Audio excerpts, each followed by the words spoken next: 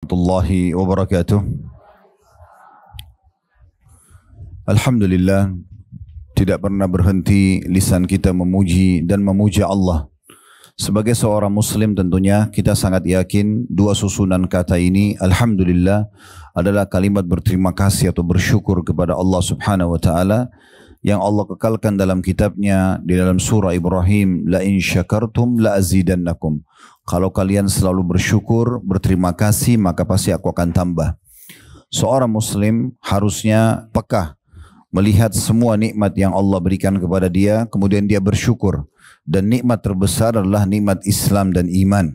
Karena dengan menjadi seorang muslim dan mukmin, maka kita jadi mengenal siapa pencipta alam semesta ini, yaitu Allah subhanahu wa ta'ala. Kemudian kita mengikuti panduan dan tuntunan darinya. Kita makan, minum, pakaian, pendapatan, pergaulan, semuanya dituntun dan juga dipandu dengan benar sesuai dengan yang Allah inginkan atau biasa diistilahkan dengan halal, dan juga kita menjauhi yang dilarang ataupun haram. Maka dengan itu kita punya panduan hidup dan tentunya puncaknya juga akan dibalas dengan surga yang abadi di akhirat sana. Oleh karena itu, Bapak Ibu sekalian, jadilah orang yang selalu bersyukur kepada Allah subhanahu wa ta'ala. Selanjutnya kita panjatkan salam hormat kita kepada utusan Allah, Nabi besar Muhammad sallallahu alaihi wa ala alihi wa sahbihi wasallam, sebagaimana Allah telah perintahkan kita untuk mengucapkan salam hormat beliau, tentunya juga dengan harapan agar kita mendapatkan apa yang sudah dijanjikan. Karena beliau sendiri bersabda alaihi salatu wassalam, man shalla alaihi marratan sallallahu alaihi biha asyara.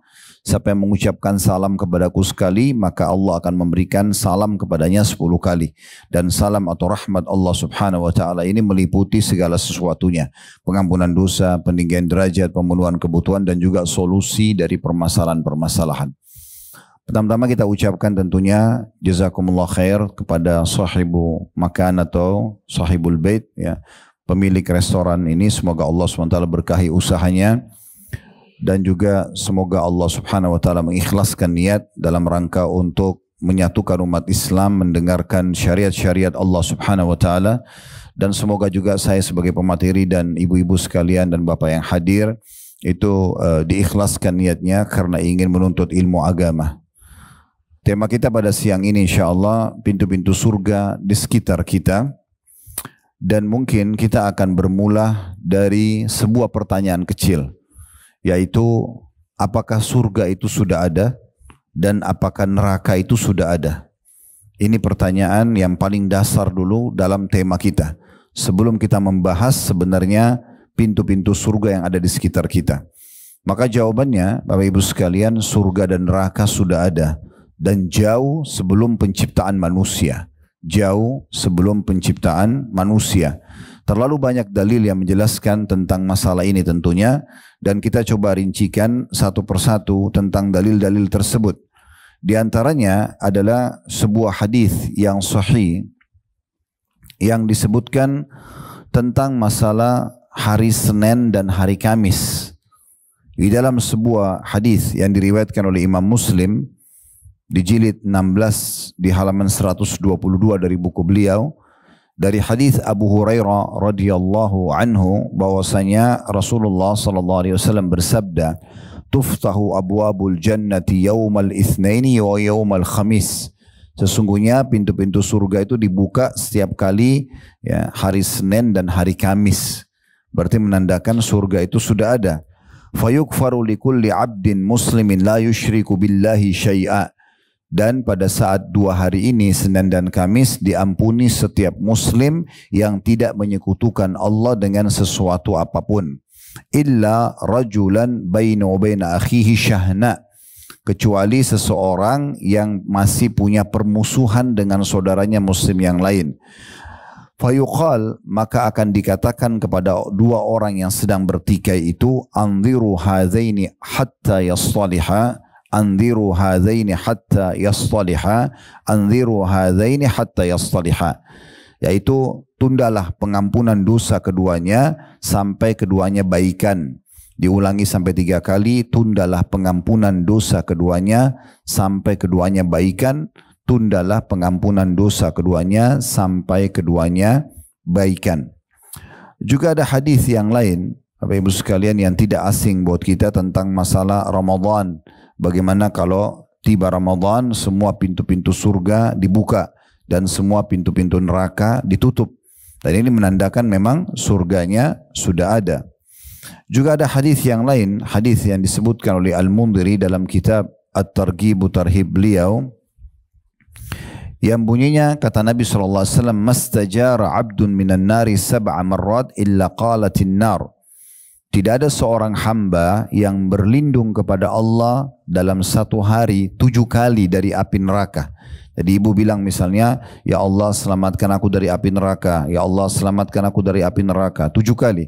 Diulangi ya dalam sehari, kecuali neraka akan merespon secara langsung sambil mengatakan, ya Rabbi inna abdaka fulan istajara minni fa'ajirhu.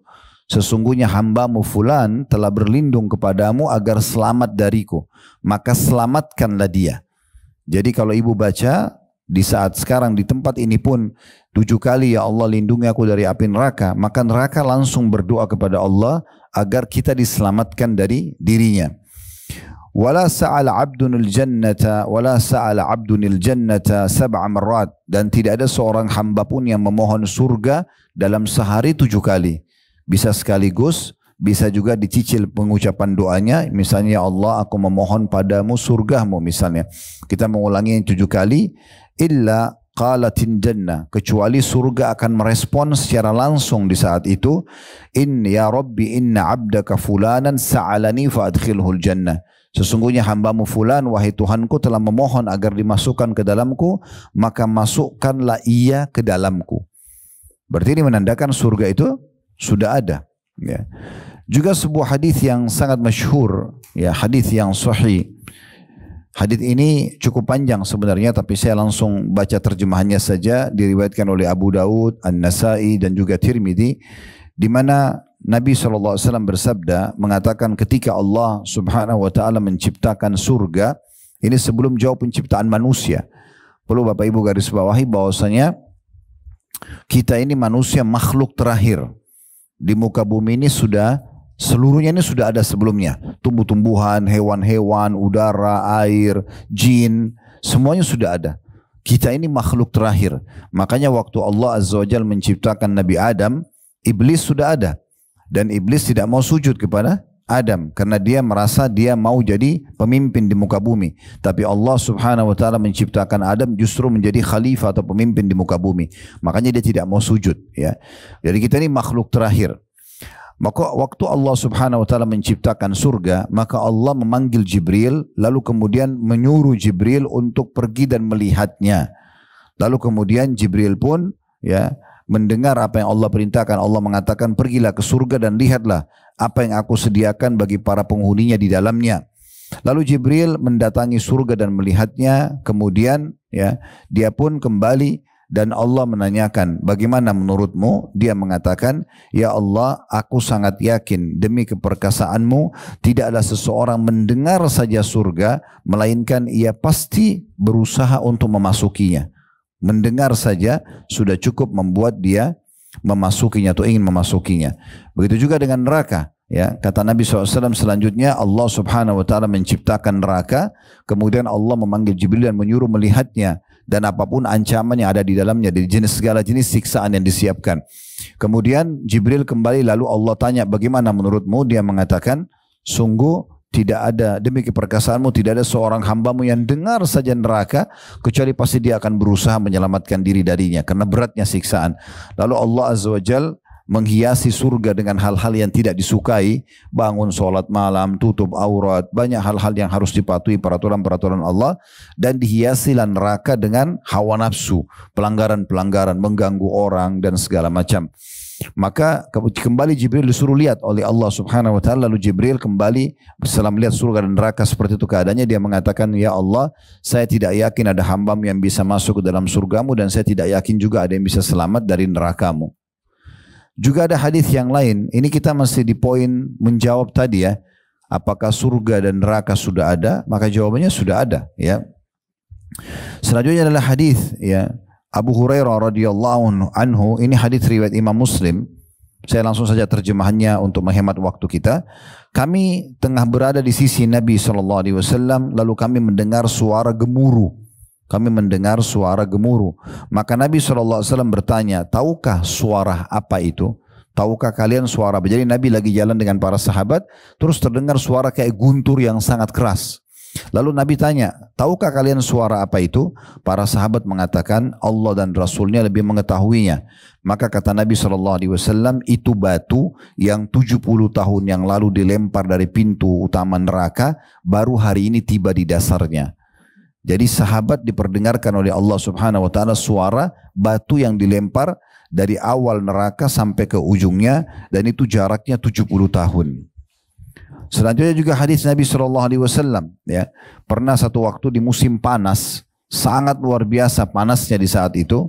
Kemudian Nabi SAW dalam hadis Bukhari mengatakan kepada para sahabat, tunggulah hingga waktu teduh, sedikit lebih redah panas ini. Kayak mungkin yang sudah biasa haji dan umrah tahu, apalagi kalau di musim haji biasanya puncak-puncaknya panas ya. Kayak tahun ini, kemarin ini sampai 47-48 derajat, cukup panas gitu ya. Kalau kita di Indonesia 40 derajatnya sudah panas sekali. Nah itu panasnya ya. Maka Nabi SAW mengatakan tunggu dulu sampai teduh panas ini. Ditunda sedikit sholat duhur waktu itu di masa Nabi SAW. Kemudian beliau mengatakan karena sesungguhnya panas ini adalah luapan dari panasnya api neraka. Jadi itu termasuk ada respon dari panasnya api neraka. Juga dalam hadis yang lain, Bapak Ibu sekalian, riwayat Bukhari Muslim, Nabi SAW mengatakan neraka mengeluh kepada Tuhannya karena sebagiannya membakar sebagian yang lain karena panasnya. Maka Allah Subhanahu wa taala mengizinkan untuk neraka agar bernafas dengan dua nafas. Dua kali bernafas. Nafas di musim panas dan nafas di musim dingin, sehingga kalian mendapatinya ya sangat panas dan juga sangat dingin. Jadi kalau kita rasakan cuaca sangat panas, itu luapan api neraka, ya. Dan kalau kita rasakan sangat dingin, kayak misalnya orang di Rusia ada -10, ya, sangat dingin di musim salju, itu juga luapan api neraka. Juga Nabi SAW bersabda tentang masalah demam, ya. Penyakit demam, kita semua pernah rasakan demam ya. Hadis Bukhari Muslim, beliau mengatakan demam adalah berasal dari luapan api neraka, maka dinginkanlah dengan air.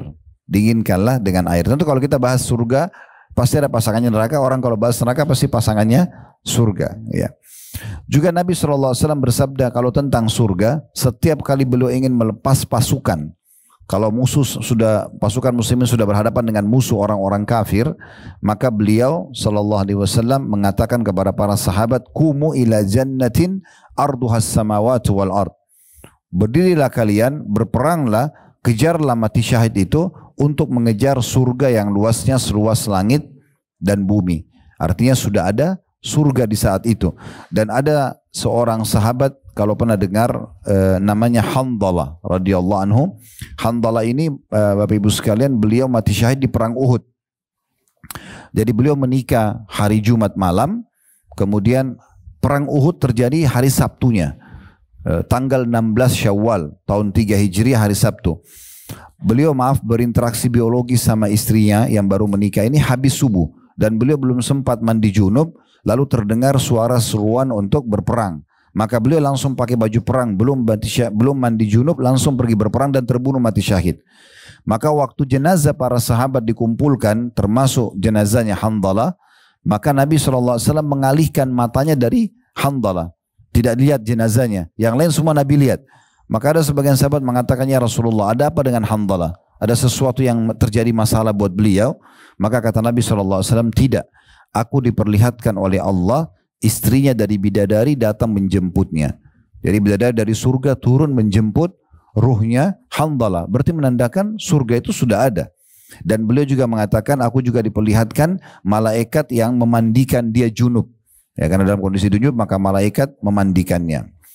Juga sabda Nabi SAW dalam hadis Bukhari, al jannatu aqrabu ila ahadikum min syiraki na'lihi wan naru mithlu dzalik.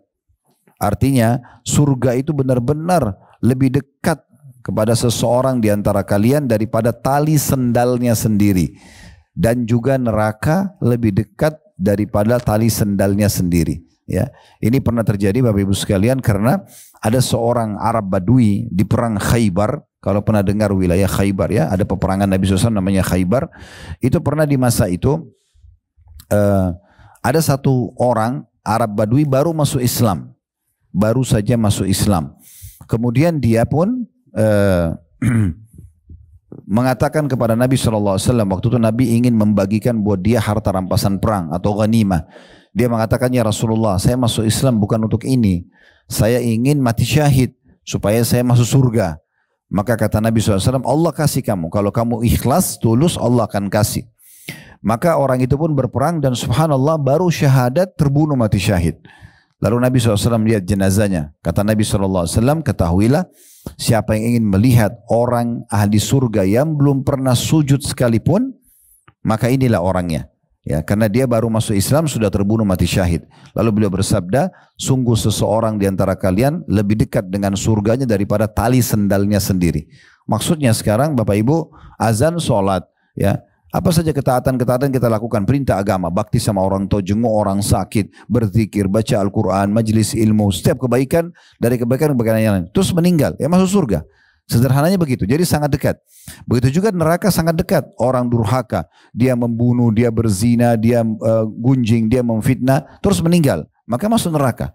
Maka dia sangat dekat dengan setiap orang di antara kita. Juga berhubungan dengan masalah majelis kita seperti ini, ya. Ini juga ada dalil yang lain dan ini sekaligus kita menyampaikan berita gembira karena orang yang berkumpul seperti ini dalam majelis ilmu itu punya keutamaan tersendiri. Ya, baik orang yang mengadakannya, ya, tadi saya bilang semoga pemilik tempat Allah ikhlaskan niatnya karena ini pahalanya sangat besar. Begitu juga Bapak Ibu yang hadir, ya. Disebutkan dalam sebuah hadis yang cukup panjang, hadis sahih. Saya langsung terjemahnya saja. Sesungguhnya Allah Subhanahu wa taala memiliki malaikat-malaikat yang khusus keliling hanya untuk mencari majlis-majlis zikir atau majlis-majlis ilmu, ya, khusus keliling. Dan kalau mereka menemukan, maka mereka akan berkata satu sama yang lain, kemarilah, inilah kebutuhan kalian. Lalu mereka berkumpul dan menaungi semua yang hadir dalam majlis ilmu itu dengan sayap-sayapnya hingga yang sangat terendah. Maksudnya sangat dekat dengan orang-orang, tapi kita tidak bisa lihat. Malaikat-malaikat itu kumpul semua kayak majlis ini, datang dia kemudian mereka memenuhi sampai ke langit. Lalu kata Nabi SAW, para malaikat itu ditanya oleh Tuhan mereka Allah Subhanahu wa taala di saat mereka kembali. Dan Allah lebih mengetahui sebenarnya. Lalu Allah mengatakan, apa yang sedang diucapkan oleh hamba-hambaku itu? Maka mereka mengatakan, mereka sedang bertasbih kepadamu, bertakbir, bertahmid, memuliakanmu. Lalu kata Allah SWT kepada para malaikat, apakah mereka sudah pernah melihatku? Maka kata malaikat, belum pernah. Tidak, demi Allah, belum pernah. Maka Allah pun mengatakan, bagaimana kalau mereka sudah melihatku? Maka kata para malaikat, kalau saja mereka sudah melihatmu, tentu saja mereka akan lebih giat lagi beribadah kepadamu, dan lebih semangat lagi memuliakanmu, serta lebih banyak bertasbih kepadamu. Lalu Allah berfirman, apa yang mereka mohon? Mereka kumpul dalam majelis ilmu itu untuk apa? Mereka minta apa? Maka para malaikat mengatakan mereka memohon surga. Karena kita kumpul di sini kan untuk tahu apa yang Allah perintahkan, apa yang Allah larang. Tujuannya supaya kita masuk ke dalam surga, kan gitu. Maka kata Allah SWT, apakah mereka sudah pernah melihat surga itu? Maka para malaikat mengatakan tidak, demi Allah belum pernah. Maka kemudian Allah pun mengatakan, lalu bagaimana kalau mereka sudah melihatnya? Kata para malaikat, kalau saja mereka melihat surga tersebut, tentu mereka akan sangat atau lebih berharap lagi dan lebih semangat berupaya untuk mendapatkan, dan juga lebih besar lagi harapan-harapan mereka. Lalu Allah Subhanahu wa taala berfirman lagi kepada para malaikat, lalu dari apa mereka berlindung? Apa yang mereka khawatirkan?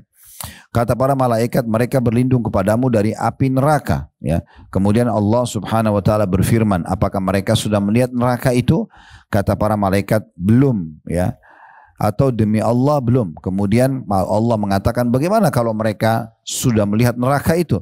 Maka kata para malaikat, sesungguhnya pasti mereka akan lebih semangat melarikan diri darinya dan lebih takut lagi padanya. Lalu Allah Subhanahu wa taala mengatakan kepada para malaikat, aku persaksikan kalian bahwasanya aku telah mengampuni mereka semuanya. Lalu kemudian dari orang hadir dalam majelis ilmu salah satu keutamanya itu akan diampuni, dihadiri oleh para malaikat dan diampuni dosa-dosanya. Lalu kata para malaikat, ya Allah, di antara mereka yang duduk itu ada orang bukan dari orang-orang itu, bukan orang-orang yang datang khusus untuk pengajian gitu ya. Ia hanya datang karena satu keperluan saja, mau ketemu temannya, mau apa saja, bukan tujuannya pengajian. Maka kata Allah SWT, mereka adalah kaum yang teman duduknya tidak akan celaka. Maksudnya tetap saja yang datang pun hanya sekedar lewat, walaupun hanya mau ketemu temannya, dapat juga pengampunan dosa-dosa tersebut. Tapi jadi saksi bahasan kita di sini adalah bagaimana orang-orang ya atau para malaikat ditanyakan tentang masalah apa yang mereka mohon. Kata para malaikat surga, ya mereka berharap surga. Jadi surga itu sudah ada ya. Dan kita tahu banyak sekali ya sabda-sabda Nabi SAW yang mengingatkan para sahabat tentang masalah surga. Bagaimana firman Allah Subhanahu Wa Taala dalam Al-Quran, selalu Allah sebutkan orang beriman beramal soleh maka mereka akan masuk jannah, surga itu terus selalu dikatakan khalidina fiha, kekal selamanya di dalamnya. Semua itu menunjukkan memang adanya surga. Jadi kalau surga belum ada Bapak Ibu sekalian, mungkin orang tidak akan semangat untuk melakukan ibadah-ibadah, tapi karena sudah ada jadi orang jadi semangat ya, orang jadi semangat untuk mengerjakan ibadah-ibadah tersebut. Baik, kita lebih dalam dulu sedikit sebelum masuk ke masalah pintu-pintu juga surga. Beberapa hadis Nabi SAW berhubungan dengan masalah keutamaan surga itu sendiri.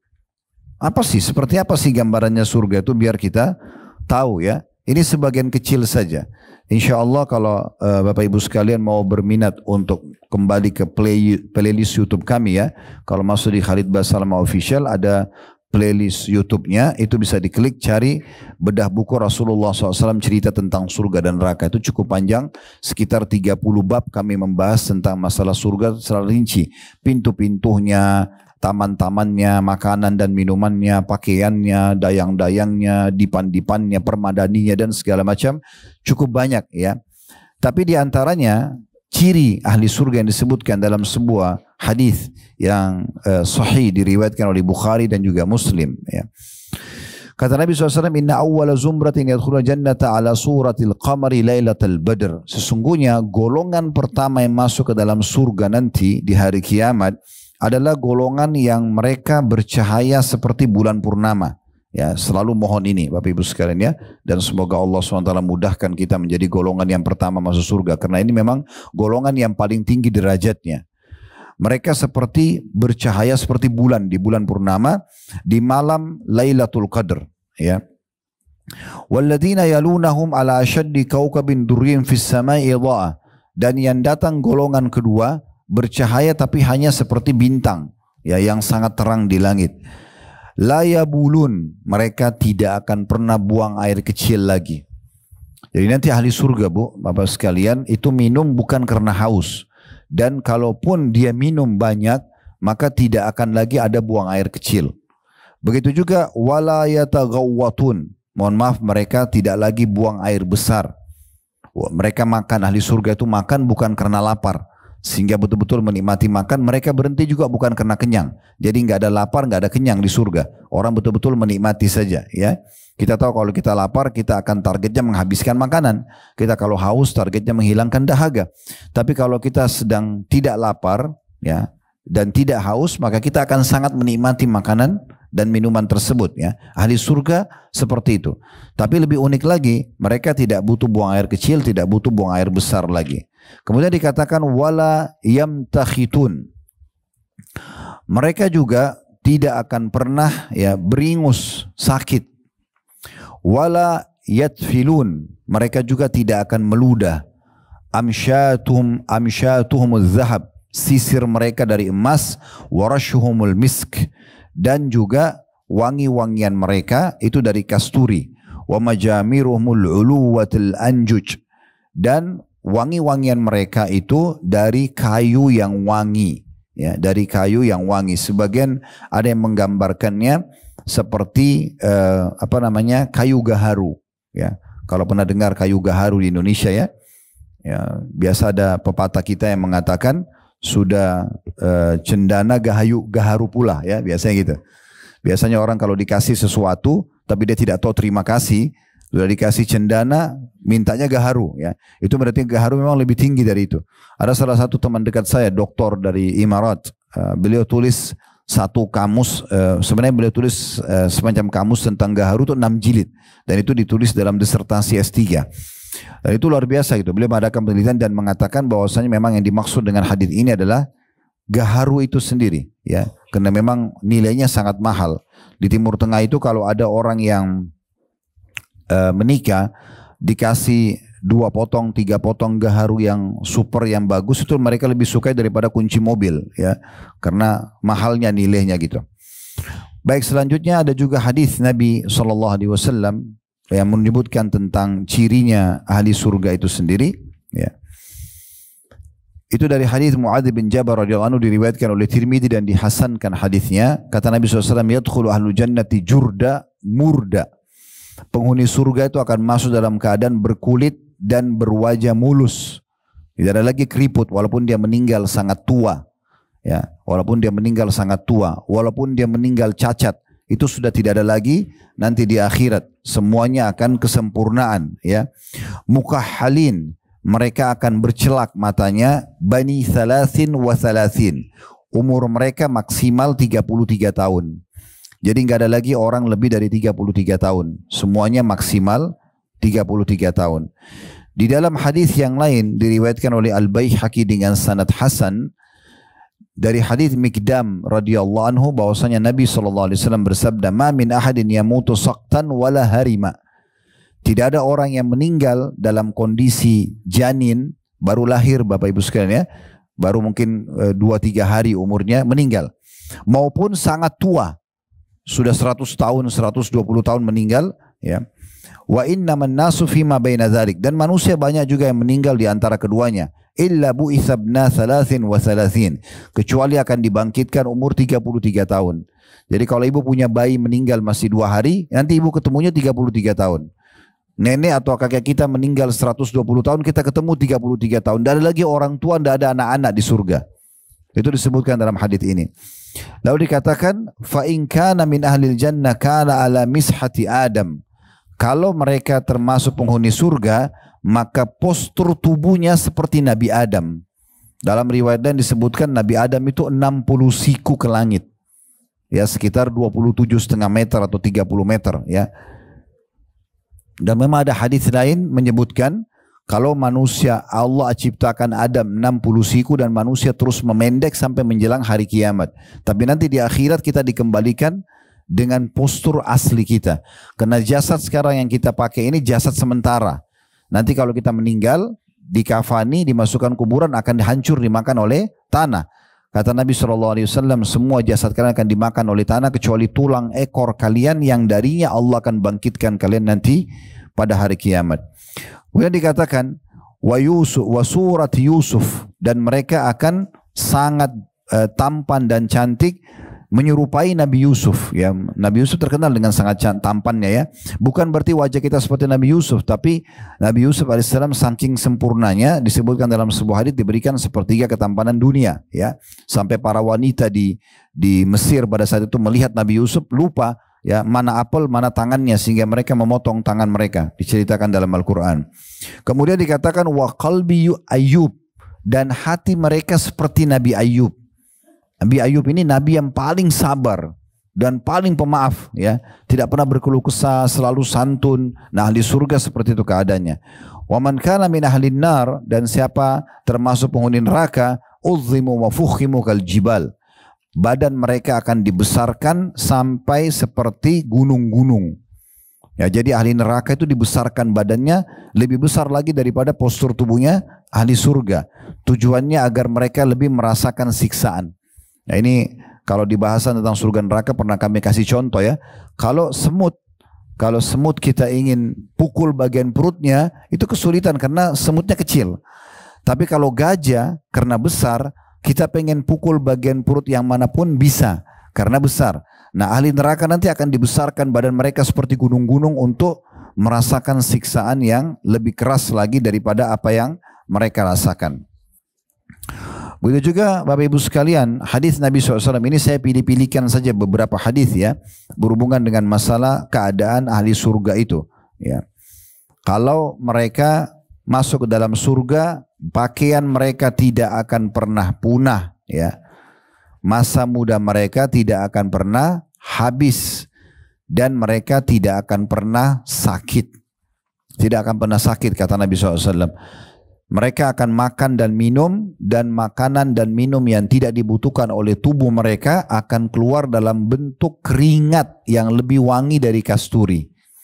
Kan kita kalau di dunia ini makan dan minum, maaf Bapak Ibu sekalian, kita yang tidak dibutuhkan sebagai energi dan nutrisi tubuh kita, kita akan butuh ke toilet, ya, membuangnya, gitu kan. Kalau di surga tidak ada lagi itu, jadi tidak ada toilet di surga. Gitu. Begitu juga dengan hadis Nabi SAW berhubungan dengan masalah bagaimana keadaan ahli surga. Para kaum laki-laki nanti akan disuruh oleh Allah Subhanahu wa taala setiap hari Kamis mereka datang ke sebuah tempat pertemuan.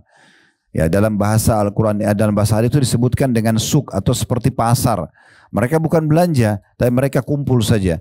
Mereka ngobrol tentang apa yang dulu mereka lakukan di dunia, apa yang membuat mereka masuk ke dalam surga. Setelah itu, ya, Allah akan tiupkan angin pada mereka yang menerpa tubuh mereka sehingga mereka menjadi lebih tampan dan lebih mudah lagi. Kemudian mereka pulang ke istana dan ketemu dengan istrinya. Lalu istrinya mengatakan, sungguh demi Allah kalian lebih tampan dari sebelumnya. Lalu kata para ahli surga yang laki-laki pun, kalian pun lebih cantik dari sebelum yang kami tinggalkan. Jadi mereka tidak butuh salon, tapi Allah datangkan cuma angin saja meniup menerpa tubuh mereka, maka sudah cukup untuk membuat mereka jauh lebih sempurna dari sebelumnya. Dan sekian banyak Bapak Ibu sekalian bahasan tentang masalah surga kalau ingin dirincikan satu persatu. Tapi yang jelas ini menjawab dulu kalau surga itu sudah ada. Baik, sekarang kita masuk kepada inti judul daripada kita, gitu kan, pintu-pintu surga di sekitar kita. Memang Bapak Ibu sekalian, tujuan kita hidup di muka bumi ini untuk mengabdi kepada Allah Subhanahu wa taala, dan balasan bagi orang yang mengabdi dan patuh adalah surga. Sifatnya abadi, kekal selamanya. Perlu digarisbawahi satu hal, di muka bumi ini sebanyak apapun kita memiliki aset, ya, apa saja itu, rumah, kendaraan, atau kita memiliki pakaian, harta yang kita miliki, tas, perhiasan, mungkin ibu-ibu dan segala macam, ini kepemilikannya sementara, tidak ada yang abadi. Ya, paling maksimal kita kalau meninggal akan jadi warisan, kan gitu. Tidak ada orang meninggal bawa semua perhiasannya, bawa mobilnya, bawa segala macam ke kuburan, tidak mungkin. Tapi di surga nanti kepemilikannya abadi. Sekali Bapak Ibu miliki istana itu selamanya. Sekali miliki baju itu selamanya. Sekali milikin dayang-dayang itu selamanya. Makanya Allah selalu hubungkan surga dengan khalidina fiha. Kekal selamanya di dalam. Maksudnya kekal kepemilikannya, kekal keberadaannya, tidak akan pernah keluar lagi dari surga tersebut. Nah sekarang bagaimana caranya kita bisa meraih surga itu? Kembali kepada asal dan asas kita diciptakan. Allah sebutkan dalam surah Az-Zariyat, surah nomor 51 ayat 56. Wa ma khalaqtul jinna wal insa illa liya'budun. Aku tidak ciptakan jin dan manusia kecuali untuk mengabdi kepadaku. Jadi kalau ada yang tanya, Bapak Ibu sekalian, apakah memang Ustadz saya diciptakan untuk sholat? Jawabannya iya. Memang untuk zakat, untuk haji dan umrah, untuk bakti sama orang tua, ya, untuk jenguk orang sakit, untuk majelis ilmu, untuk zikir dan baca Quran, iya. Dan tidak ada tujuan lain. Makan, minum, tidur, berteman itu pernak-perniknya. Pernak-pernik, bukan tujuan. Jadi jangan balik ya. Banyak orang dibalik, pernak-perniknya jadi tujuan utama, yang tujuan utamanya jadi pernak-perniknya. Sehingga mereka ngobrol, urusan omong kosong saja, urusan dunia, lalu meninggalkan sholat atau menunda sholatnya. Jadi dia pergi ke pernak-pernik jadikan sebagai tujuan utama lalu meninggalkan tujuan utamanya. Ini keliru. Kalau orang faham ini sebagai pondasi dasar, kita diciptakan Bapak Ibu sekalian memang untuk ibadah, untuk mengabdi kepada Allah. Dan yang melakukan ini akan mendapatkan surga nanti di akhirat sana, ya, dan waktu sebentar. Nanti kita kalau sudah meninggal dan masuk surga Bapak Ibu sekalian, ada beberapa asar menyebutkan itu nanti kita akan lihat sendiri. Oh ternyata ini histori hidup saya ya. Saya jatuh dari rahim ibu, tangisan pertama, kedipan mata pertama, yang ketiga, yang ke-100, yang ke-1000. Ini anak-anak ini saya pakai baju, ini saya makan, ini saya bermain, ini saya sekolah, ini saya dewasa, balik, ini saya menikah, ini saya punya anak, ini berubah jadi status suami istri menjadi ayah dan ibu, kemudian menjadi nenek dan kakek, kemudian meninggal dunia. Itu historinya kita akan lihat nanti. Oh, cuma begini ya, pendek sekali. Begitu nanti. Ya. Maka beruntunglah orang justru yang mengisi itu dengan tujuan utama, yaitu ibadah. Ya. Karena nanti Bapak Ibu sekalian perlu digarisbawahi, ada 3 orang yang menyesal hari kiamat. Ada yang pertama penyesalan abadi. Itu orang kafir, orang musyrik dan orang-orang munafik. Ini masuk neraka, mereka kekal selamanya. Makanya Allah selalu hubungkan mereka dengan neraka dan khalidina fiha, kekal di dalamnya. Ada golongan kedua, ini orang-orang beriman yang dikenal dengan usatul mu'minin. Orang-orang mukmin yang berbuat dosa banyak tapi tidak sempat bertaubat. Jadi waktu ditimbang amal, misalnya dosanya 10.000, amalnya 9.000, selisih 1.000. Dia harus masuk neraka dulu. Itu dikenal dengan usatul mu'minin. Sampai bersih dosanya baru dikeluarkan. Nanti masuk surga juga. Tapi ini orang-orang akan menyesal. Karena disiksa di neraka beda dengan penjara kita di dunia. Penjara dunia ini Bapak Ibu sekalian, mungkin kalau dia digebukin pun dihukum paling 5 menit, 10 menit, 1 jam paling lama, gitu kan. Tapi ada saatnya di penjara orang istirahat, makan, minum, olahraga, kan ada. Ya. Kalau di neraka tidak ada, 24 jam semua siksaan. Ya. 24 jam siksaan, tidak ada kematian, tidak ada kasih sayang, tidak ada negosiasi, nggak ada. Maka ini penyesalan. Jadi kalau orang masuk neraka 1 hari saja, Allah berfirman, "Yauma 'inda rabbika ka'alfi sanati mimma ta'udun." 1 hari di sisi Tuhan Muhammad di akhir sama 1000 tahun waktu dunia. Jadi kalau mampir di neraka 1 hari saja itu berat sekali. Ya, jangan dianggap remeh gitu. Nah, ini golongan kedua yang akan menyesal walaupun nanti dia akan masuk ke dalam surga. Golongan ketiga ini yang kita garis bawahi. Orang-orang yang masuk ke dalam surga tetapi dia sebenarnya bisa mendapatkan derajat atau tingkatan yang lebih tinggi kalau dia maksimalkan waktu ibadahnya di dunia. Misal contoh, Bapak Ibu ada kesempatan sholat duha tadi, tapi ya sudahlah kan sunnah. Dosa nggak dosa, tetapi itu sudah cukup membedakan antara dia sama temannya yang sholat duha. Derajatnya di surga. 2 rakaat saya sudah cukup membedakan derajat di surga. Apalagi yang sholat 4 rakaat, apalagi yang sholat 8 rakaat, apalagi yang sholat 12 rakaat. Beda antara orang yang tadi sholat misalnya on time. Azan dia langsung sholat. Dengan orang yang datang masbuk, imamnya sudah waladhdallin baru dia takbir. Atau dia tertinggal 1 rakaat atau tertinggal 2 rakaat. Ini beda pahalanya. Ya, jadi Bapak Ibu sekalian jangan tunda-tunda sholat. Karena beda pahala orang yang sholat di awal waktu dengan orang yang sholat sudah misalnya waktu duhur begini. Nanti menjelang asar baru dia sholat duhur. Ini beda pahalanya. Dan tidak bisa diperbaikin.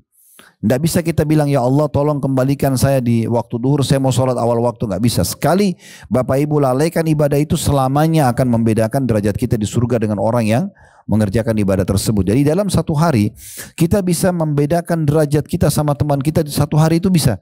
Ya dari sholat subuh dia on time nggak sholat, misalnya si A sama si B, si A sholatnya on time, si B sholatnya telat, dia tertidur bangun jam 6, ini sudah beda derajatnya ini. Ya, yang satu sholat duha 12 rakaat, yang satu mungkin tidak sholat duha atau sholat duha cuma 2 rakaat, yang satu misalnya sholat duhur diikuti dengan sholat qobliyah dan ba'diyahnya. Ya, kata Nabi SAW, siapa yang menjaga 4 rakaat sebelum duhur dan 4 rakaat sudah duhur, Allah akan haramkan baginya api neraka. Si A kerjakan, si B tidak kerjakan, cuma sholat duhur saja. Ini sudah beda derajat ini. Asar juga begitu, ada sholat qobliyahnya. Kata Nabi SAW, semoga Allah merahmati seorang hamba yang rutin menjaga 4 rakaat sebelum asar. Mungkin dia cuma si A sholat 4 rakaat lalu sholat asar, si B langsung saja sholat asar. Kemudian maghrib juga begitu, misalnya ada sholat qobliyah, ada sholat maghrib, ada ba'diyah maghrib, isya juga begitu, ada qobliyah isya, ada ba'diyah isya. Si A kerjakan, si B tidak kerjakan, dia cuma kerjakan yang wajib saja. Ini sudah cukup dalam seharian, perbedaan derajat di surga luar biasa. Bagaimana kalau itu akumulasi? Misalnya kita sama teman, atau kita sama saudara kita, atau kita sama orang tua kita, dia sudah 10 tahun kerjakan, kita misalnya belum pernah kerjakan, itu sudah jauh sekali derajatnya di surga, ya. Jadi jangan disia-siakan. Tujuan pengajian seperti ini Bapak Ibu sekalian adalah mengingatkan kita mulai hari ini ke depan. Kita tidak bicara masa lalu. Tapi kalau sudah dengar dan belajar seperti ini lalu tidak dipraktekin, ini rugi sekali. Karena susah sekali kalau memang Bapak Ibu sudah diingatkan lalu tidak mau mendengar dan tidak mau mengamalkan. Lalu kapan akan diamalkan? Ajal akan datang. Setiap orang di antara kita sedang menuju ke liang lahatnya masing-masing. Tinggal siapa yang lebih dulu meninggal dan akan menyesal nanti. ahli surga yang masuk ke dalam surga, ini golongan ketiga tadi, begitu masuk surga dia juga menyesal kalau dia dulu kerjakan sholat duha rutin, sholat malam rutin, dia sedekah misalnya hartanya, atau dia zikir pagi petang, atau misalnya dia kerjakan, maka dia akan sampai ke derajat yang itu. Tapi karena dia tidak kerjakan, maka dia derajatnya di sini. Walaupun surga sangat nikmat, tetapi dia menyesal karena dia sebenarnya bisa meraih derajat tersebut. Saya perlu berbagi sebuah riwayat Bapak Ibu sekalian, riwayat yang sahih. Pernah di masa Nabi Muhammad SAW ada dua orang sahabat, ini bersahabat dia, ya. Selisih meninggalnya sepekan saja, 1 minggu saja. Jadi si A meninggal, Nabi SAW sholatin. Seminggu kemudian meninggal temannya. Tapi yang pertama meninggal ini mati syahid, mati di medan perang. Yang kedua meninggal biasa, datang aja di rumahnya meninggal, tanpa sakit, tanpa apa, tapi meninggal aja. Lalu Nabi SAW sholati juga jenazah yang kedua. Lalu Nabi SAW tanya para sahabat yang mensolati jenazah yang kedua yang bukan mati syahid, bagaimana pendapat kalian tentang kedudukannya orang ini dibandingkan temannya yang meninggal pekan lalu? Semua sahabat berpikir waktu itu, tentu ya Rasulullah, semoga saja orang ini bisa dengan persahabatannya mencapai derajat temannya yang mati syahid. Mereka berpikir yang minggu lalu ini lebih tinggi derajatnya karena mati syahid. Apa kata Nabi SAW? Demi zat yang jiwaku dalam genggamnya, maksudnya demi Allah, sungguh jenazah yang baru kalian solati ini derajatnya di surga dibandingkan temannya yang meninggal pekan lalu, antara langit dan bumi, ini lebih tinggi. Walaupun dia tidak mati syahid. Kenapa? Karena sempat beribadah seminggu saja. Sempat sholat, tempat sedekah, sempat zikir, sempat majelis, seminggu saja. Itu luar biasa. Dalam riwayat yang ini riwayat sahih ya, riwayat yang lain terjadi di masa Nabi SAW. Ada 3 orang dari satu suku semuanya masuk Islam bersamaan. Umurnya juga sebaya. 3-tiganya tinggal di rumahnya Talha bin Ubaidillah radhiyallahu anhu. Talha ini adalah salah satu dari 10 orang yang jamin masuk surga. Lalu Talha menceritakan, 3 orang ini, yang pertama ikut perang terbunuh mati syahid. Yang kedua ikut perang beberapa waktu kemudian terbunuh mati syahid. Yang ketiga, yang tiga-tiganya ini bersebaya dan sama-sama masuk Islam dari satu suku yang sama. Yang ketiga meninggal biasa, bukan mati syahid. Lalu Talha bin Ubaidillah mimpi 3-tiganya di surga, tetapi uniknya yang paling tinggi derajatnya yang mati terakhir, yang bukan mati syahid. Yang mati syahid pertama, kemudian yang mati syahid kedua, lalu yang paling depan unsur orang yang mati terakhir. Maka dia bingung, lalu dia tanya kepada Nabi SAW, ya Rasulullah, bagaimana saya memahami ini? Saya betul-betul gak paham, kok bisa orang yang tidak mati syahid lebih tinggi derajatnya daripada orang yang mati syahid dua-dua temannya, padahal mereka sebaya. Kata Nabi SAW, wahai Talha, kenapa kau heran? Sementara dia sempat beribadah beberapa hari melebihi temannya yang sudah meninggal lebih dulu. Jadi jangan disia-siakan. Makanya Nabi SAW ingatkan Bapak Ibu sekalian, la tahkiranna minal ma'rufi syai'a. Jangan pelit-pelit dengan satu kesempatan amal saleh. Ini kalau ibu dapat kesempatan ada orang miskin sedekah, jangan ikuti bisikan syaitan bilang, oh yang di depan aja. Ini aja, mungkin ke depan kita nggak ketemu, mungkin sudah ajal datang. Mungkin itu amal terakhir. Jangan ditunda, gitu kan? Selama ada kesempatan langsung lakukan.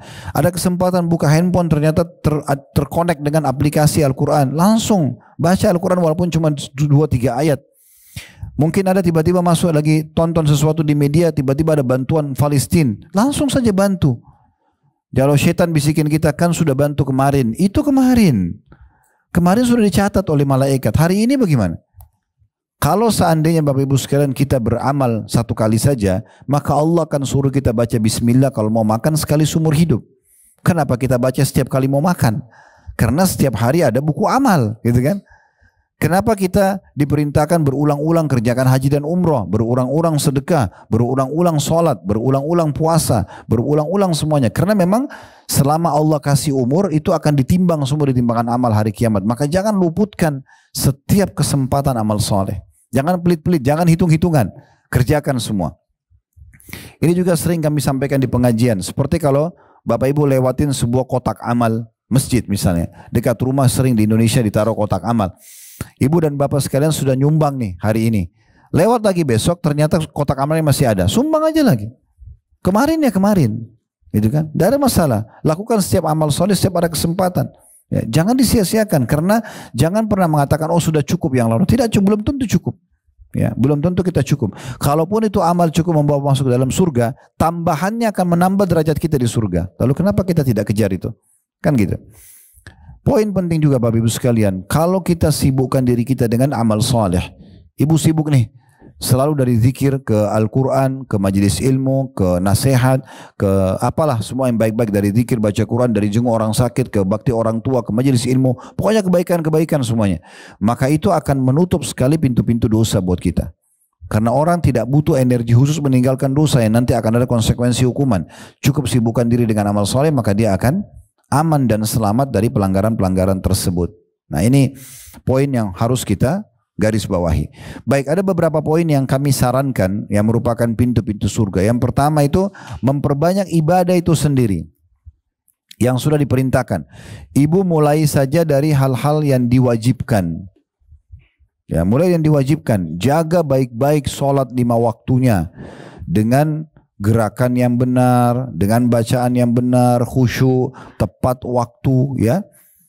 Kalau ibu dan bapak, saya bilang sebut ibu-ibu karena bapak-bapak sedikit yang hadir ya. Jadi sholat itu kalau bertemu 3 hal, maka akan sempurna.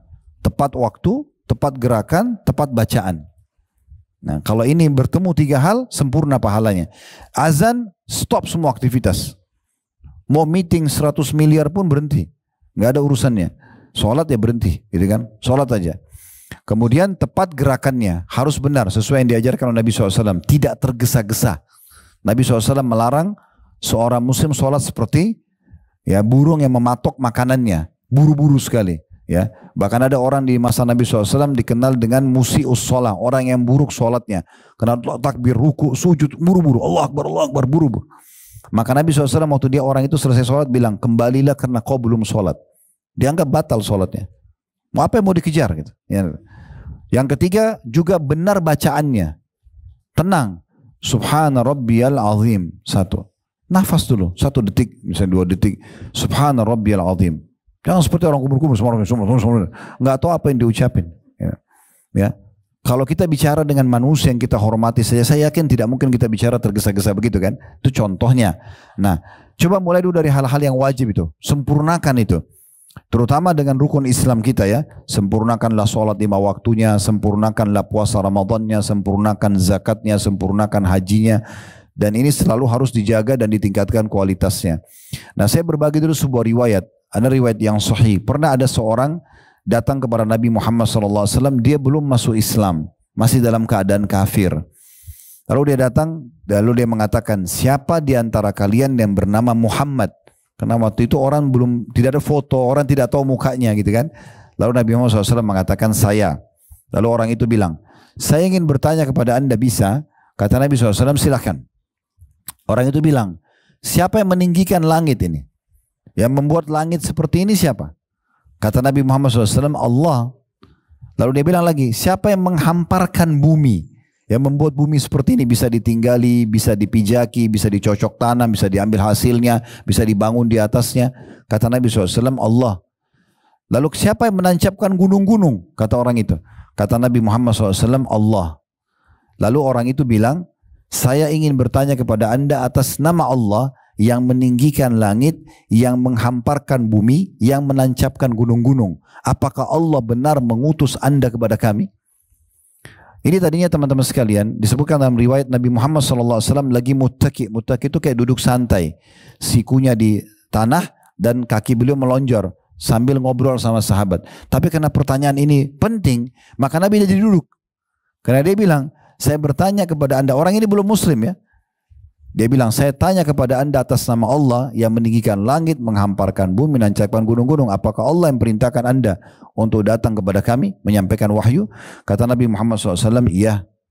Lalu dia bilang lagi, saya tanya lagi atas nama Allah yang meninggikan langit, menghamparkan bumi, menancapkan gunung-gunung. Apakah Allah yang perintahkan kepada anda untuk menyampaikan kepada kami agar sholat 5 waktu?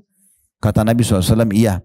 Saya tanya lagi atas nama Allah yang meninggikan langit, menghamparkan bumi, menancapkan gunung-gunung. Apakah Allah perintahkan anda untuk menyampaikan kepada kami agar kami keluarkan zakat dari orang kaya kami kepada orang miskin kami? Kata Nabi SAW, ya.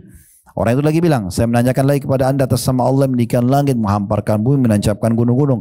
Apakah Allah perintahkan kepada anda untuk menyampaikan kepada kami puasa Ramadan setahun sekali? Kata Nabi SAW, ya. Orang tanya lagi, Saya bertanya lagi atas nama Allah demikian lagi menghamparkan bumi menancap gunung-gunung. Apakah Allah perintahkan kepada anda menyampaikan kepada kami untuk haji sekali seumur hidup ke Baitullah? Karena haji yang kedua ketiga kan sunnah hukumnya. Yang pertama yang wajib. Ya. Maka Nabi SAW mengatakan iya. Lalu orang itu bilang, kalau saya lakukan itu, saya dapat apa? Kata Nabi SAW, kau akan masuk surga. Maka orang itu syahadat. Dia syahadat, dia masuk Islam waktu itu. Lalu dia mengatakan, ya Rasulullah, saya tidak akan tambah dan tidak akan kurangi. Ini saya kerjakan. Kata Nabi SAW, siapa yang mau melihat ahli surga, siapa yang melihat ahli surga, lihatlah orang ini. Lihatlah orang ini. Berarti memang fokus kepada hal-hal yang diwajibkan, itu adalah pintu surga. Ya. Kalau ibu dan bapak sekalian mau lebih tinggi derajatnya, lengkapkan dengan amalan-amalan sunnah. Yang mendampingi amal wajib tadi ya. Kayak sholat berarti sholat sunnahnya. Ya sholat qabliyah, sholat ba'diyah, sholat duha, tahiyat masjid, sholat taubat, sholat wudu, sholat malam. Ya. Kalau zakat berarti dengan sedekahnya. Kalau haji berarti dengan umrohnya. Kalau Ramadan berarti dengan puasa-puasa sunnahnya. Nah itu semua akan melengkapkan derajat-derajat tinggi nanti di surga. Fasilitasnya lebih banyak lagi. Nah itu yang harus diperhatikan. Juga poin penting. Bapak Ibu bisa mendapatkan ekstra pahala dari jenis ibadah yang kita kerjakan dengan waktu yang sama, dengan ibadah yang sama, gitu kan, energi yang sama, tapi pahalanya lebih banyak. Itu dengan cara dua. Yang pertama, marketingkan, dimarketingkan. Jadi daripada ibu dan bapak sholat sendiri, ajak orang lain sholat, kan itu. Daripada kita haji sendiri, umroh sendiri, kenapa nggak ajak teman-teman? Kenapa nggak share di grup? Oh nanti riya Ustadz, itu riya urusan hati. Kalau setiap kali kita mau ibadah selalu kita mengatakan nanti saya riya, Bapak Ibu tidak akan ibadah. Kan gitu. Tinggal kalau ada bisikan syaitan, baca a'udzubillahi minasyaitonirrajim, jangan diikuti. Karena riya itu adalah senjata pamungkas syaitan. Mereka bisikan kepada kita, tergantung kita iyakan atau tidak. Kalau kita tidak iyakan, tidak akan kena, kan gitu. Nah itu penting untuk digarisbawahi, gitu kan. Jadi coba marketingkan gitu.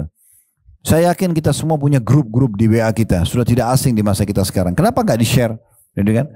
Keutamaan sholat 5 waktu, keutamaan apa gitu loh. Kita coba share. Ya. Ada seseorang keluarga pernah subhanallah mengirim kepada keluarganya sebuah cuplikan saja tentang ada satu donasi untuk Palestina dan ada satu barang gitu lagi dilelang. Kemudian akhirnya keluarganya itu menyelesaikan lelang tersebut. Ternyata orang yang men-share-nya tidak pernah berpikir kalau keluarganya itu akan menyumbang sekian banyak uang untuk Palestina hanya karena share saja, gitu kan? Saya pernah juga mengirim ke beberapa teman-teman ustadz-ustadz gitu kan. Hanya hadis yang sangat masyhur, siapa yang akhir kali baca la ilaha illallah akan masuk ke dalam surga. Gitu. Hadisnya masyhur, cuma setiap hari kita kirim sebuah hadis gitu kan. Lalu kemudian beliau berinfokan kepada saya. Dia bilang subhanallah, kebetulan orang tua itu mertua beliau meninggal dunia. Dia bilang saya pas lagi di depan orang tua saya dan lagi sakarat. Tiba-tiba saya buka handphone, saya baca hadis yang antum kirim. Lalu saya ingatkan, lalu saya talkinkan itu. Kita tidak pernah tahu subhanallah. Allah berkahi tergantung kadar keikhlasannya. Kan gitu. Jadi harusnya kita bisa memarketingkan. Kita ini seorang muslim itu semuanya seorang marketing. Produknya namanya Islam. Nah tawarkan Islam itu kepada siapapun. Tawarkan Islam itu, tawarkan jenis-jenis ibadahnya, ajak orang lain. Ada tamu pun bertamu di rumah, udah masuk waktu sholat kita sholat dulu yuk. Apa susahnya ngajak begitu? Ya, jangan merasa tidak enak bukan pada tempatnya ini. Enggak enak nanti dia tersinggung. Kenapa harus tersinggung kalau diajak sholat? Kan gitu. Gak ada sesuatu yang harus dianggap tersinggung di situ. Itu poinnya. Kemudian yang kedua adalah kemas. Kemasan terhadap ibadah penting. Bisa melipat gandakan pahala Bapak Ibu sekalian. Ya. Jadi kalau misalnya kita mau sholat malam. Ini sering kami kasih contoh di pengajian-pengajian. Kalau ibu dan bapak sekalian mau sholat malam. Misal anggaplah terbangun jam 3 atau jam 4 subuh. Kemudian ibu sholat saja. Artinya pakai mukennah yang ada. Ya udah wudu, baca surah yang kebetulan teringat, selesai. Beda pahalanya dengan orang yang sebelum tidur malam dia kemas. Dia udah siapin mukena dicuci yang bersih, dia bubuhi parfum minyak wangi. Kan kalau diantaranya sama Tuhannya boleh pakai minyak wangi. Dia pakai wangi-wangian, dia bubuhi parfum yang wangi di sejadahnya, dia pilih surah yang dia mau baca. Ini kemasan namanya. Pahalanya lebih besar. Sama-sama sholat malam. Ya. Sama juga dengan orang yang bersedekah. Ada orang miskin minta, dia korek, lihat dompetnya atau tasnya, dia dapat uang berapa, diambil sama dia. Mau kertasnya baru atau tua, bagi dia nggak penting, yang penting dia sedekah. Pahala-pahala, tergantung kadar keikhlasan. Tapi ada orang kalau dia mengemas akan lebih besar pahalanya. Misal ibu khususkan dari sekian tempat, ya, bagian di tasnya ibu, ada satu bagian ibu taruh 100.000 baru, yang masih grass, yang masih baru, itu khusus untuk sedekah. Diniatkan itu kemasannya. Jadi setiap orang miskin minta diambil dari situ. Itu kan beda. Kemasannya beda. Jadi mengemas ibadah itu beda sekali. Ya, jadi akan sangat menambahkan atau bisa menambah pahala itu sendiri. Nah, ini dari sisi ibadahnya. Baik, kemudian selanjutnya juga dari orang-orang sekitar kita. Terlalu banyak pintu-pintu surga. Bermula dari, kalau tadi poin pertama itu dari ibadah kita sendiri ya. Bagaimana kita fokus kepada yang wajib, lalu kita tambahkan dengan sunnah, dan jangan lupa marketingkan dan kemas dengan baik supaya maksimal. Nah, itu pintu surga yang sangat nyata depan mata. Kemudian yang kedua adalah kita bagaimana memaksimalkan hubungan baik dengan orang sekitar kita. Nah, bermula dari kedua orang tua. Ya, jangan pernah sia-siakan. Baik mereka masih hidup atau mereka sudah meninggal dunia. Cuma kalau masih hidup lebih banyak peluangnya. Karena kalau masih hidup kita masih bisa berikan makanan, kita berikan pakaian, kita berikan kendaraan, kita gembirakan apalah ya. Tapi kalau sudah meninggal terbatas. Karena kalau sudah meninggal itu sangat terbatas, cuma bisa doa, haji dan umroh, misalnya sedekah gitu kan. Tapi nggak bisa lagi kita ketemu, nggak bisa makan sama-sama gitu, nggak bisa hibur pada saat dia sedih. Jadi kalau masih hidup jangan disia-siakan ya. Jadi kita ini beda dengan orang-orang non-muslim. Kalau kita itu justru makin tua orang tua kita, makin kita hormati, makin kesempatan emas kita meraih pahala dari situ ya, di mana Nabi SAW menjelaskan dalam banyak sekali riwayat tidak asing tentang masalah bakti dengan orang tua ini, kalau kedua orang tua itu adalah pintu surga gitu kan. Ada seorang sahabat yang pernah datang mau berjihad, lalu kata Nabi SAW mau berjihad dan mau mati syahid ya, lalu kata Nabi SAW, kau punya dua orang tua? Dia bilang iya masih ada. Kata Nabi SAW, pulanglah dan kejarlah surga dari keduanya. Kejarlah surga dari keduanya. Jadi kalau mereka masih ada, maka lakukan. Nah, cuman saya ingin bicara tentang masalah kemasannya. Jadi bakti banyak sekali pada orang tua ya. Ada orang yang dia anggap bakti itu kapan orang tuanya minta sesuatu dia kasih. Itu bakti-bakti. Tetapi ada yang lebih besar pahalanya. Ibu dan bapak jangan tunggu diminta ya. Jemput bola.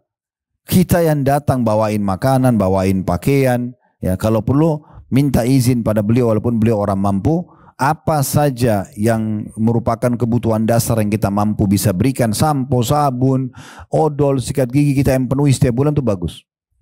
Ya.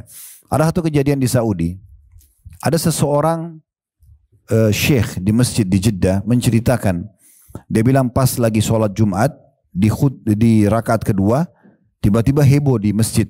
Ya. Begitu salam ternyata ada satu jemaah jatuh dan meninggal dunia di tempat. Lagi sholat, lagi sujud, di hari Jumat lagi. Ini punya keutamaan tersendiri ya. Yang jelas imamnya ini penasaran. Kemudian dia kontak keluarganya dan dia bilang, kebetulan sama adik kandungnya mayit ini, dia bilang bisa nggak? Karena kakak kamu ini datang ke masjid saya khusus mau sholat dengan saya, dan dia meninggal di masjid saya, boleh nggak saya yang urus jenazahnya? Kata imamnya. Kata saudaranya tentu saja. Nah, itu satu kemuliaan buat kami kalau anda mau urus jenazah saudara kami. Jadi syekhnya ini yang mandikan, yang urus jenazahnya sampai disolat sampai dikuburkan. Lalu dia tanya di hari takziahnya kepada saudaranya, kira-kira apa yang dibuat oleh saudaramu ini? Kok bisa Allah tutup hidupnya dengan mati di hari Jumat lagi sujud gitu? Ini husnul khatimah. Dia mengatakan begini ceritanya, kami memiliki ibu yang masih hidup, ayah kami sudah meninggal. Tinggal ibu kami yang masih hidup. Dan ibu kami sudah sangat tua. Semua kami berlumba-lumba untuk berbakti dengan ibu kami. Siapin kebutuhannya dan segala macam. Tapi belum pernah ada seseorang di antara kami yang mendahului saudara kami ini. Setiap kami datang bawa makanan, dia sudah datang duluan. Setiap kali mau bawain sabun, dia sudah kasih duluan. Pokoknya dia selalu yang ada di sebelah ibu kami. Nah begitu. Begitu luar biasa baktinya mereka. Kemasan ya. Ada satu kejadian di Saudi unik sekali. Bapak Ibu mungkin kalau dengar pengadilan pasti yang kita tahu orang bertikai tentang harta biasanya. Benar gak? Nah, ada satu kejadian unik di salah satu pengadilan Saudi. Mereka bertikai memperebutkan ibunya. Ya, itu kisah nyata terjadi. Sampai hampir satu pengadilan menangis mendengar cerita itu. Ibu ini umurnya sudah 90 tahun sekian, sudah mau 100 tahun. Anaknya 2 laki-laki, umurnya sudah 70 tahunan. Rupanya si kakak ini mengeluhkan adiknya di pengadilan. Si adik mengeluhkan kakaknya di pengadilan karena kakaknya selama ini yang mengurus ibunya gitu. Jadi rupanya si adik ini tentara. Dia biasa dulu karena dia punya income, dia kirimkan kakaknya untuk biayai diri kakaknya dan juga ibunya gitu. Setelah dia pensiun, dia bilang sama kakaknya, kan sudah sekian tahun Anda yang urus ibu, sekarang gantian, biar saya yang urus. Tetap sama-sama bakti, tapi sekarang pindah di rumah saya. Kakaknya nggak mau. Itu kisahnya begitu. Ngotot nggak mau, nggak bisa. Kalau untuk itu tidak ada negosiasi. Ibu pokoknya harus dekat saya yang urus. Kamu mau datang silakan. Ini cekcok adik kakak memperebutkan ibunya. Begitu kisahnya. Masuk ke pengadilan. Hakimnya tanya, ada masalah apa kalian? Diceritakanlah masalahnya, gitu kan? Bahwasanya si adik ini nuntut agar hakim memutuskan supaya ibunya pindah ke rumahnya, supaya dia bisa bakti sama ibunya. Kakaknya boleh bolak-balik karena sudah sekian tahun dia urus. Kakaknya mengatakan tidak bisa. Saya sudah sekian tahun urus, ya walaupun dia biayai hidup kami dulu, tapi saya nggak mungkin lepaskan ibu saya. Jadi cekcok gara-gara itu. Ini mungkin tidak pernah terjadi gitu kan. Mungkin sebagian orang di masa kita sekarang, ibunya kalau ada yang urus saudaranya, sudahlah syukurlah ibu di sana. Ya. Atau syukurlah ayah di sana. Nanti dia biayai. Tapi tidak seperti itu. Orang mengejar bakti itu luar biasa gitu ya. Maka ributlah ini. Maka si hakim bilang begini sama ibunya. Ibu, bagaimana? Tanggapan Anda gimana?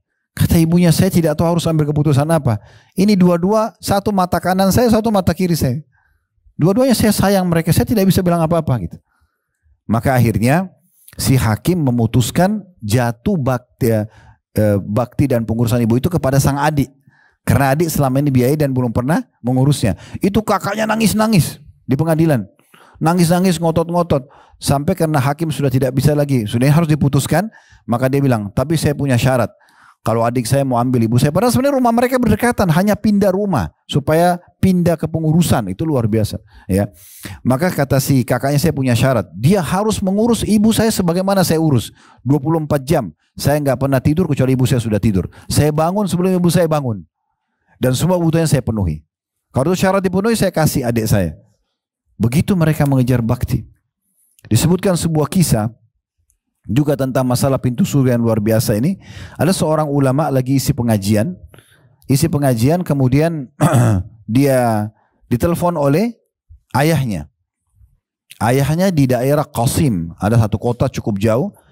Dia tinggal di Jeddah. Ya kurang lebih mungkin jaraknya hampir 1000 kilometer kan. Kurang lebih ya. Mohon maaf kalau angka ini sedikit keliru. Tapi jaraknya jauh. Ayahnya telepon begini. Waktu ditelepon, karena dia lihat nama ayahnya keluar, dimatikan mikrofon sama dia supaya ayahnya tidak tahu kalau dia lagi pengajian. Ini seorang ulama. Lalu dia bilang, maaf jemaah, ayah saya lagi telepon. Maka kemudian dia angkat telepon, ayahnya tidak tahu kalau anaknya lagi pengajian. Setelah salam, ayahnya cuma bilang begini, nak, ayah butuh 5 ekor domba untuk menjamu tamu ayah, teman-teman ayah. Lalu kata anaknya, baik ayah. Ada yang lain? Dia bilang tidak ada. Baik ayah, saya segera siapkan. Kira-kira Bapak Ibu sekalian, coba pikirkan kalau ayah kita telepon begitu. Apa yang paling tinggi kita lakukan? Paling transfer uang ya. Kan beda kota. Transfer uang, ya sudah silakan. Mau beli kambing apapun silakan. Itu yang paling berbakti mungkin ya. Mau yang paling mahal silakan beli. Ayah silakan. Jangan layani. Mungkin kita siapin tukang masak pun tidak ada masalah. Tapi orang ini berbeda. Karena ayahnya nggak pesan, nak tolong transferkan uang. Dia berhentiin pengajiannya. Dia bilang, maaf jemaah, ayah saya butuh saya. Padahal ayahnya jauh ini. Kan dia bisa selesaikan pengajian dulu. Tidak, ditutup sama dia pengajian, kafaratul majlis. Dia pergi dia sewa mobil pick up. Dia beli di pasar di Jeddah 5 ekor domba. Disetir sendiri dibawa ke Qasim. Dia setir sendiri untuk ngejar baktinya itu. Nah ini kemasan tadi itu yang luar biasa dalam ibadah itu ya. Dia bawa sendiri, dia sampai ke sana, kemudian dia kasih ayahnya, dia salaman, ini ayah pesanannya ayah. Kemudian dia pulang kembali. Begitu luar biasanya. Juga dalam satu kisah yang lain, satu orang syekh, ibunya telepon lagi pengajian juga, tapi ini orang yang berbeda. Di telepon dia matikan mikrofonnya sebagai adabnya, lalu ibunya cuma bilang setelah salam, apa kabar nak? Baik ibu, alhamdulillah. ibu lagi kangen nak, pengen ketemu kamu. Baik ibu, saya datang sekarang. Kebetulan satu kota. Lagi pengajian dia nggak bilang, bu maaf saya lagi pengajian nanti ya. Nggak ada. Itu pengajian ya, menyampaikan agama Allah. Apalagi kalau cuma duduk ngobrol sama teman, apalagi cuma gosip atau apa gitu ya. Ini luar biasa. Bayangkan berapa banyak anak-anak sekarang ibunya telepon, sudah ibu saya buru-buru, saya lagi ada acara. Tapi ini luar biasa nih. Dia matikan mikrofon, lagi pengajian, ibunya cuma bilang, nak ibu kangen nak. Baik, ibu saya datang sekarang. Dia tutup teleponnya, dia bilang sama jemaah pengajian, maaf, ini yang hadir penuh masjid. Bapak ibu sekalian, maaf, ibu saya lagi butuh saya, pengajian saya tutup. Kafaratul majlis ditinggal sama dia. Dia pergi ke rumah ibunya, pergi ngobrol berdua sama ibunya. Itu luar biasa. Ibunya lebih penting daripada pengajian tersebut. Nah ini namanya pintu surga yang terbaik dalam bakti sama orang tua. Ini yang kita ingin singgung. Karena banyak orang bahas tentang masalah bakti sama orang tua, bakti-bakti anggapnya sudah, yang penting baik saja sama orang tua. Enggak. Ya selain memenuhi kebutuhannya, menghibur hatinya, ya, menggembirakannya, dan ingat kita yang harus jemput bola. Surga itu kita raih lebih tinggi derajatnya dengan kita yang jemput bola. Beda Bapak Ibu kalau mau sedekah misalnya, tunggu orang minta dengan kita sengaja mencari yayasan sosial, kita jadi donatur tetapnya beda. Ya kan gitu, pahalanya beda. Kalau ibu dan bapak tinggal di satu komplek yang mewah, dijaga security, keluar langsung masuk tol, langsung ke tujuan, kapan kira-kira mau ketemu orang miskinnya? Gitu kan. Itu pun kadang-kadang ketemu orang miskin masih negosiasi sama syaitan kan. Syaitan bilang enggak usah lah itu masih muda, apalah segala macam, omong kosong semua. Lalu dia iyakan syaitan tersebut. Maka itu beda tentunya. Begitu juga setelah orang tua adalah kerabat-kerabat. Semua yang punya hubungan kerabat sama kita. Ini pintu-pintu surga yang luar biasa.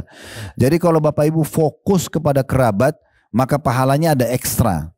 Ya, ada ekstra. Di antara riwayat Bukhari, ada seorang sahabat membawa sekantong uang dan dia mengatakan, ya Rasulullah, saya mau sedekah. Target saya 2 orang. Yang satu punya hubungan kerabat, yang satu tidak punya hubungan kerabat. Dua-duanya orang miskin. Maka kata Nabi SAW, kalau kau berikan kepada orang yang punya hubungan kerabat denganmu, kau akan dapat double pahala. Pahala sedekah dan pahala silaturahimnya.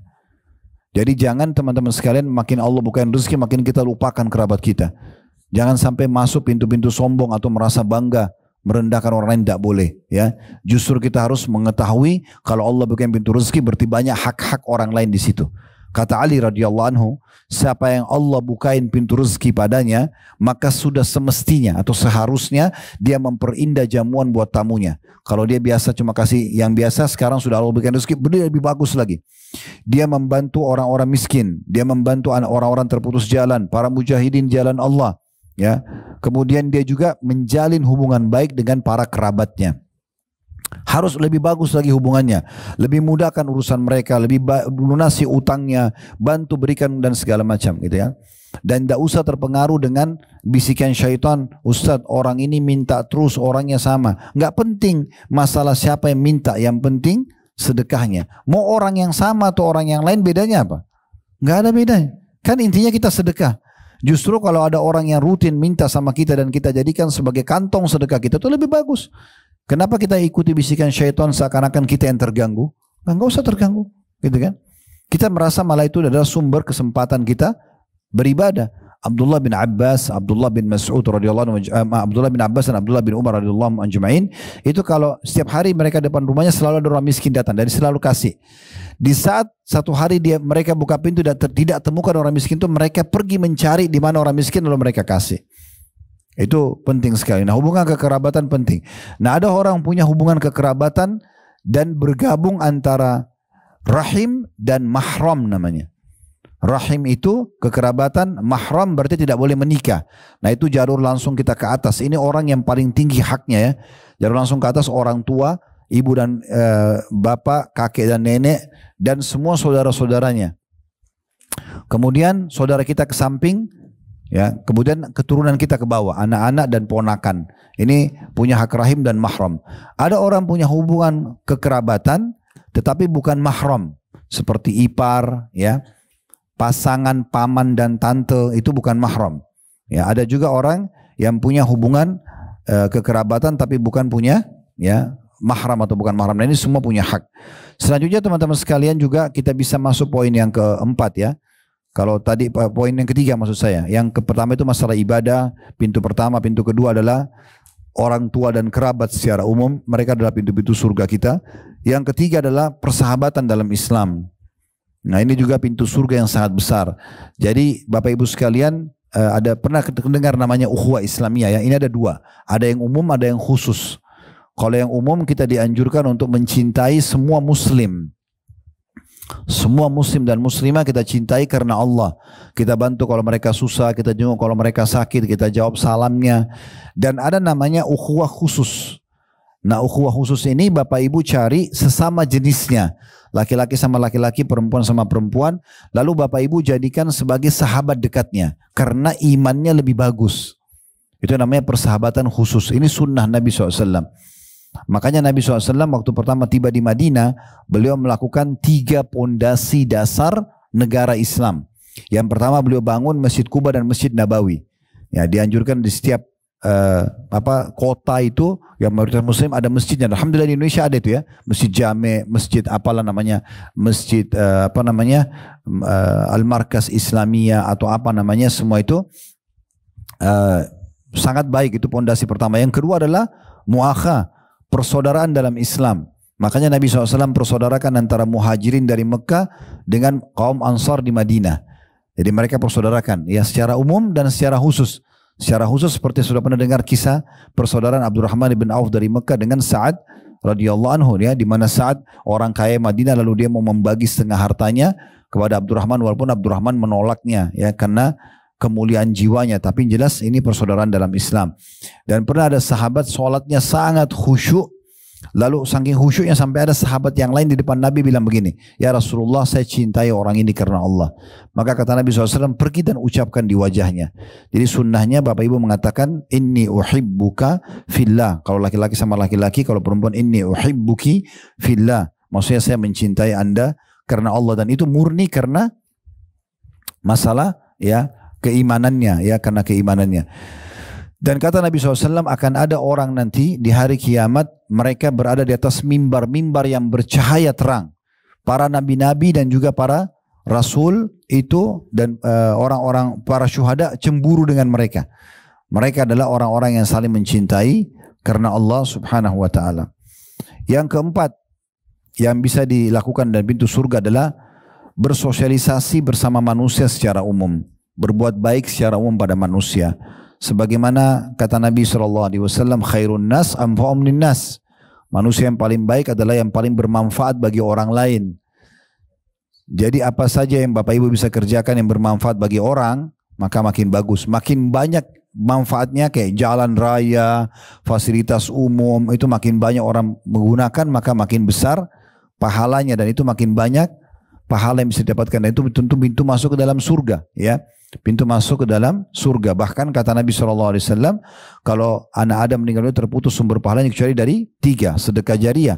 Artinya sedekah yang dia keluarkan semasa hidupnya yang untuk fasilitas dipakai banyak orang.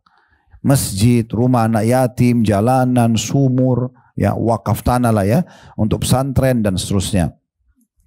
Kemudian ilmu yang bermanfaat, ya, kemudian juga anak soleh yang mendoakannya, gitu ya.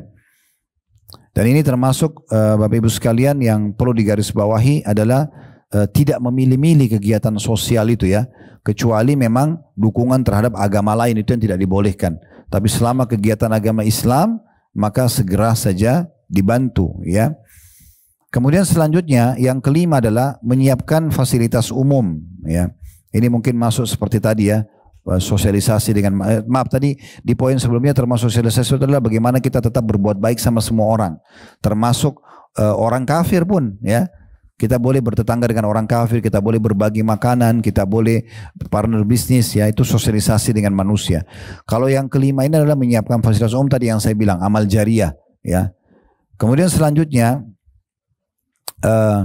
yang perlu digarisbawahi juga adalah perlunya seseorang, ini pintu-pintu surga yang ke-6 ya, memperbanyak ibadah-ibadah ya secara khusus ya. Membaca Al-Quran itu juga bagian daripada hal yang paling cepat mengangkat derajat di surga. Jadi jangan tinggalkan Al-Quran ya. Sebagaimana sabda Nabi SAW dalam hadis yang diriwayatkan oleh Abu Daud dan Tirmidzi dan dikatakan hadis ini hasan sahih dari hadis Abdullah bin Amr bin As radhiyallahu anhuma bahwasanya Nabi SAW bersabda yuqalu li sahibul Quran iqra wartaqi, akan dikatakan kepada orang yang menghafal Al-Quran atau suka membaca Al-Quran, bacalah di hari kiamat nanti dan naiklah derajat-derajatmu di surga. Ya, warattil kama kunta turattilu fid dunya, dan bacalah dengan tenang sebagaimana pernah kau baca di dunia. Fa inna manzilaka inda akhiri ayatin taqra'uha, karena derajatmu di surga nanti adalah bersamaan dengan akhir ayat yang kamu baca. Ya, berarti kita nanti kalau masuk surga, maka ibu dan bapak disuruh baca ayat Al-Quran yang biasa kita baca di dunia. Ya, oleh karena itu kalau sering baca Al-Quran, apalagi mengkhatamnya, diulangi lagi, khatam, diulangi lagi, itu sangat bagus. Puncaknya kalau dihafal ya, maka nanti kita akan ditinggikan derajat di surga dengan bacaan-bacaan ayat tersebut. Dalam riwayat yang lain, bahwasanya Nabi SAW bersabda, barang siapa yang membaca 10 ayat dalam semalam, ini minimal bu ya, jangan tinggalkan 10 ayat. Jadi jangan lewat tidur malam hari kecuali sudah baca 10 ayat. Kata Nabi SAW, barang siapa yang membaca 10 ayat dalam semalam, maka dicatat untuknya 1 kintor. Dan 1 kintor itu nilainya lebih baik daripada dunia dan seluruh isinya. Pada hari kiamat, Rabb Allah subhanahu wa ta'ala akan berfirman kepada para pembaca Al-Quran, bacalah dan naiklah. Pada setiap ayat naik 1 derajat. Hingga berakhir pada akhir ayat yang dibacanya. Allah Azza wa Jalla berfirman kepada seorang hamba, stoplah sampai sini, berhentilah membacanya. Hamba itu mengatakan, wahai Rabb, engkau lebih tahu. Maka Allah berfirman, pada keabadian ini dan pada kenikmatan ini. Hadis diriwayatkan oleh Al-Haythami dalam kitab Majma' Az-Zawaid dan disahihkan oleh beliau tentunya. Jadi hadis-hadis ini teman-teman sekalian menunjukkan tentang kedudukan Al-Quran. Jadi usahakan selalu dibaca ya. Dalam hadis yang lain, sesungguhnya Al-Quran dan puasa ya, itu akan memberikan syafaat agar orang itu masuk di surga pada hari kiamat. Al-Quran akan mengatakan, ya Tuhanku, sesungguhnya aku telah menahannya tidur di malam hari, maka tolonglah dia, masukkan ke dalam surga. Dan juga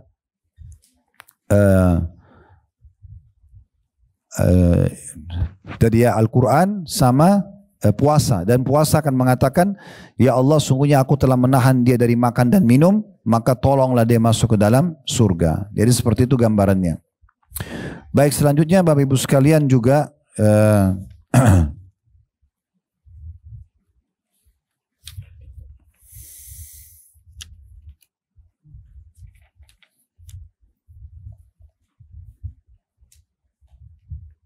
ya, menjaga sholat sunnah sudah kita sebutkan, dan juga membangun masjid ya. Tadi sudah kita bilang sebagai fasilitas, tapi hadis tentang bangun masjid sudah kita tahu ya. Siapa yang bangun masjid di muka Allah, siapa yang bangun rumah Allah di muka bumi, maka Allah akan bangunkan baginya istana di surga ya.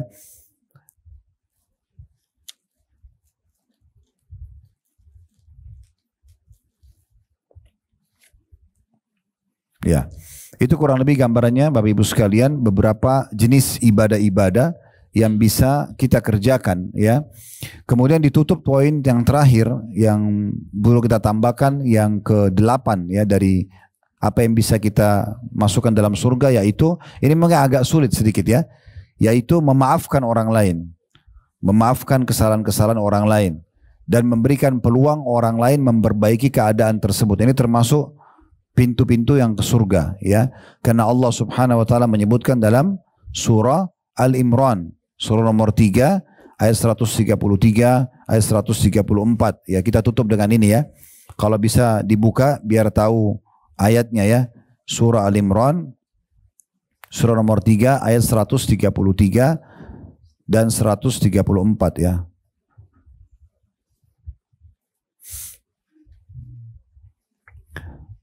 Al-Imran surah nomor 3 ayat 133 sama 134 ya.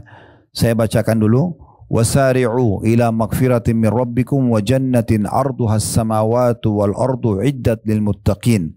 Dan bersegeralah kamu semua kepada ampunan dari Tuhanmu. Kalau punya dosa segera taubat, dan juga kejarlah surga yang luasnya seluas langit dan bumi, disediakan bagi orang-orang yang bertakwa. Nah, di sini berarti kita bisa mendapatkan surga ya. Allah perintahkan kita untuk mengejarnya. Itu bagi siapa? Allah sebutkan di 134-nya. Alladzina yunfikuna fis sarra'i wad dharra'i wal qadhimina al ghaidha wal 'afina 'anil nas wallahu yuhibbul muhsinin. Yaitu orang-orang yang menafkahkan hartanya baik di waktu lapang maupun sempit, ya. Ini juga termasuk pintu-pintu yang baik ke surga, tapi tadi sudah kita sebutkan di antaranya kalau kita sedekah untuk amal jariah, sedekah buat kerabat dan seterusnya, ya. Lalu dikatakan dan orang-orang yang menahan amarahnya, kalau dia emosi dia tidak lampiaskan walaupun dia dalam kondisi benar, dan memaafkan kesalahan orang. Allah menyukai orang-orang yang berbuat kebajikan. Jadi di sini disebutkan bahwasanya surga itu salah satu penghuninya adalah orang-orang yang suka menahan emosinya dan memaafkan orang lain, ya. Jadi disilakan dengan qadhimil ghaidh dalam bahasa Arab, itu artinya orang yang bisa melampiaskan emosi sementara dia dalam kondisi benar, ya. Jadi Bapak Ibu benar, tapi kita tidak lampiaskan marah kita, ya.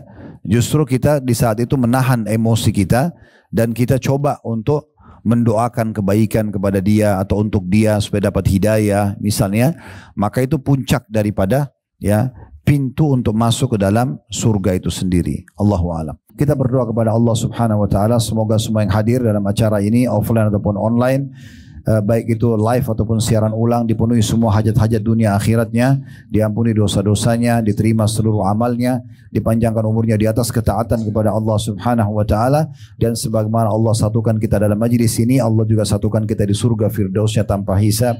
Allahumma amin. Ada benar dari Allah, ada salah dari saya mohon dimaafkan. Subhanakallahumma bihamdika asyhadu an la ilaha illa anta astaghfiruka wa atubu ilaik. Wassalamualaikum warahmatullahi wabarakatuh.